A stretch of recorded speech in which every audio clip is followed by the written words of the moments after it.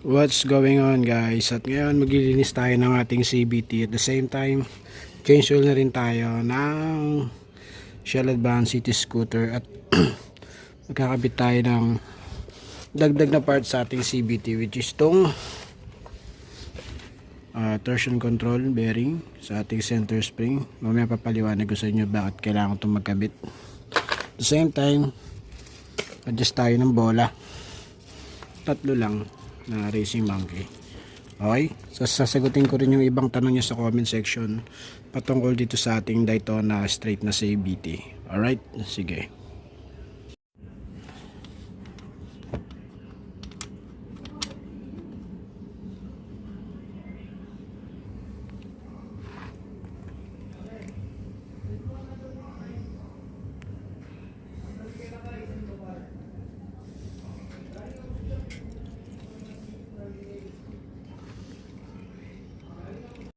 Habang papatagas tayo ng langis, baklasin natin yung CVT para sabay-sabay na ilinis tsaka change oil.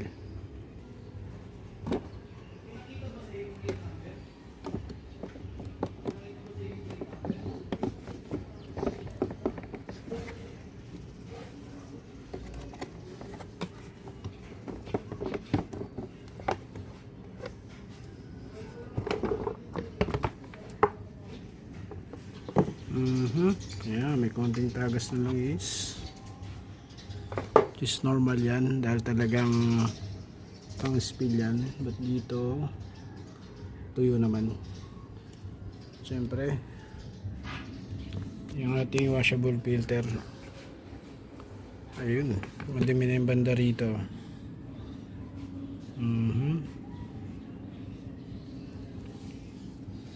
Mamaya lilinisan natin to. Nakaka-penetrate pa rin yung alikabok dito sa part na to, lalo na dito.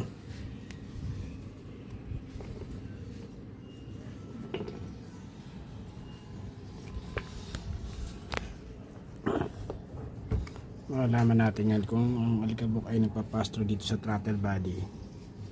Natin yung basahan, papahid natin dito.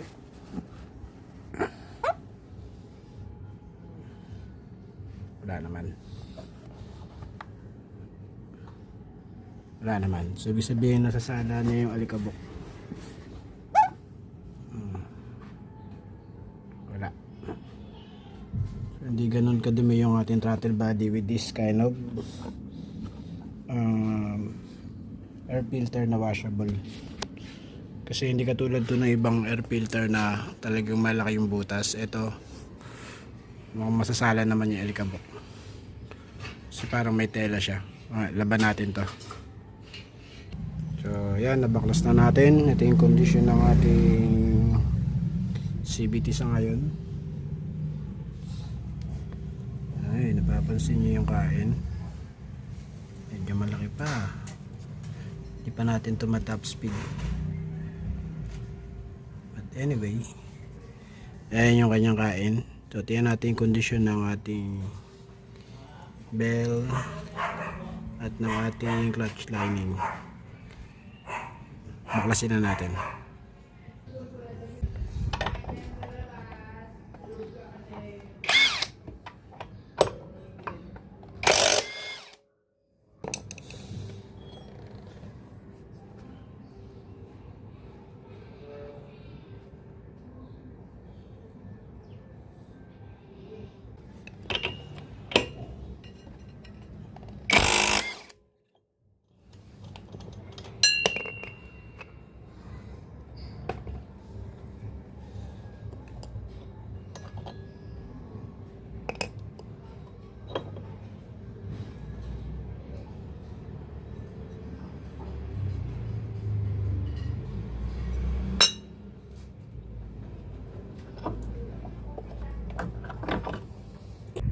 Ayan yung mga lupa-lupa, oh. Alright, yung ating pulley. At ito yung condition ng ating clutch lining. Ayan. Makapal pa rin siya. At hindi mo liyahin yan. Napakakapit ng lining na yan ng Daytona. So ayan o. Alright. So baklasin na natin. So ito yung ating bell. Kakaiba yung groove ng Daytona, no? Ayan o. Kita nyo ba? So akala nila dahil ganyan yung groove, madaling pumudpud ng clutch lining, pero hindi. Ayan yung lining oh. Tingnan natin yung tatlo.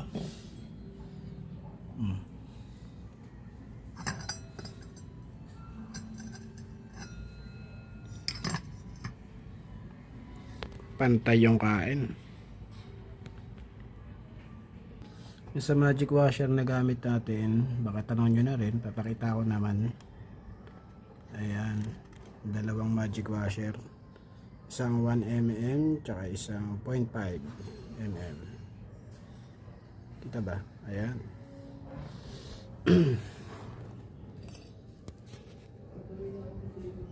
Ito yung ating pulley. Buksan natin. Ayan, nakita nyo, Daytona. Slide piece na gamit natin, stock NMAX.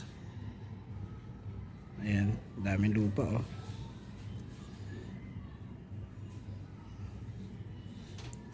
Lupa ba to? Pinaggayaran ng bola.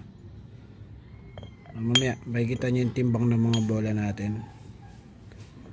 Mapapansin nyo, yung mga butas-butas na yan, kasi hindi na stock Daytona yung nandito, itong makikita nyo yung bushing na bakal na yan. Stock yan ng NMAX na pulley.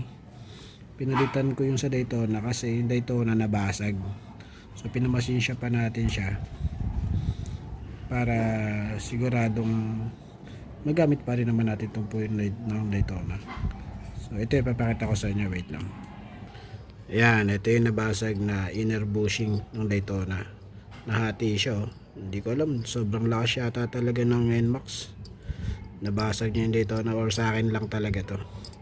Anyway, ayan, napalitan naman siya. Sukat naman yung stock nating bushing, inner bushing ng stock NMAX pulley. So ayan, nagamit pa rin natin yung ating Daytona na pulley. Ayan na yung ating pulley. Medyo konti na lang yung grasa. May tagas ba? Oh, may konting tagas ah.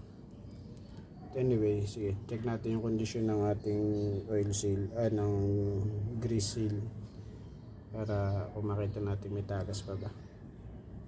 Okay, so linisan natin yung ating NCY na 1.5 center spring at ang ating clutch assembly. Okay, linisan natin gamit ko. Pero doon sa pulley, tubig lang na may sabon gagamitin natin dyan. Dito, kailangan natin ito. Ayan, nalinisan na natin yung ating panggilid. Ayan yung pulley set. So ito yung ating clutch assembly. Ayan, patuyin lang natin ng konti. Tapos kabit na natin. Punasan ko na lang para mabilis. Tagalan ako maglinis, nilinis ko mabuti. Ayan, so nakabit na natin yung torsion control mamaya. Tapos itong mga bola na bago. Ayun, so kaya tayo magto-torsion control kasi nga masyadong matigas yung 1.5 na center spring. Medyo hirap ng konti na so, pag nag-compress na siya. Kasi mamaya papakita ko sa inyo paano siya nagko-compress. Wait lang ha. So ayan, para lang mapaliwanag ko sa inyo bakit kailangan natin ng torsion control bearing. Kasi nga, yung pagbuka ng ating torque drive ay medyo may konting pihit yan. Bubuka yan ng ganito. Ayan o, may pihit ng konti yan. Ayan o, kasi nyo, iikot siya ng konti bahagya. So mangyayari, yung spring natin, since nakapix naman siya rito mamaya kapag lock ng nut, pag pipihit siya ng gano'n, may konting pilipit yan. Pipilipit siya ng gano'n. Pipilipit siya ng ganyan bahagya. So pang purpose ng torsion control, babawasan niyo yung mawawala yung pagpihit ng spring o yung pagpilipit ng spring. Mangyayari, ang mag-a-adjust ng posisyon ng spring ay yung torsion control kung saan siya nakaupo. Okay? Yun yung mag-a-adjust yung bearing, hindi yung spring. Kasi kung ang ikot sana ng torque drive natin ay diretso, ang buka pala ay diretso ng pagano, hindi na kailangan yung tumihit packet ng ganyan. Walang problema. Kahit na wala ng torsion control bearing, okay lang kasi pupush naman yun ng ganyan eh. Okay, ito ang problema kasi ito, pumipihit ng bahagya. Ayan, sana nakikita nyo. So may pihit siya ng bahagya, di ba? Yun ang purpose ng torsion control bearing, lalo na sa matitigas na center spring. Okay lang sana kung yung mga 1,800 o 1,000 or 800 na center spring katulad yung torsion control bearing, okay lang eh. Ito kasi malaki yung epekto nito, masyadong mahihirapan yung ating pulley na bukahin yung ating torque drive kapag wala yung torsion control bearing. So yun lang naman ang purpose nun. So hindi naman umiikot ng ganyan yung spring eh. Naka-fix siya, naka-steady ganyan. So kapag bumuka na yung ating torque drive, may konti siyang pilipit. Oh, yun ang yun yung gamit ng torsion control bearing para mawala yung pilipit ng spring kapag bumuka na yung ating torque drive. Okay? So assemble muna natin. Set tayo ng bola. Ito yung bola na nakabit sa akin kanina. So pakita ko sa inyo yung timbang. Ito 8. Ito isa, almost 8. Ito isa, yan 8. Tatlong 8, isang G's.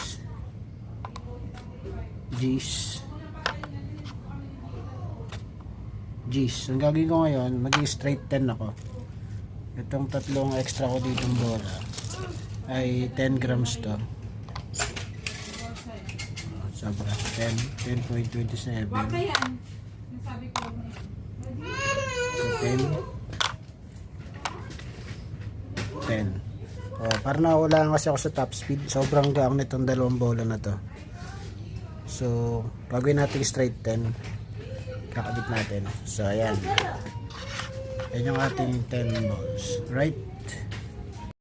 Ayan na. Tatakpan na natin. Yes, Daddy. Ating backplate. Ayan. Okay. Let's go. Assemble natin doon. Ito na yung ating torque drive assembly. It's torque drive. Yeah, torque drive. that? Yung pulley assembly. What's this, Daddy? Daddy, what's this? So ayan na, nakabit na natin ulit. Test fire natin.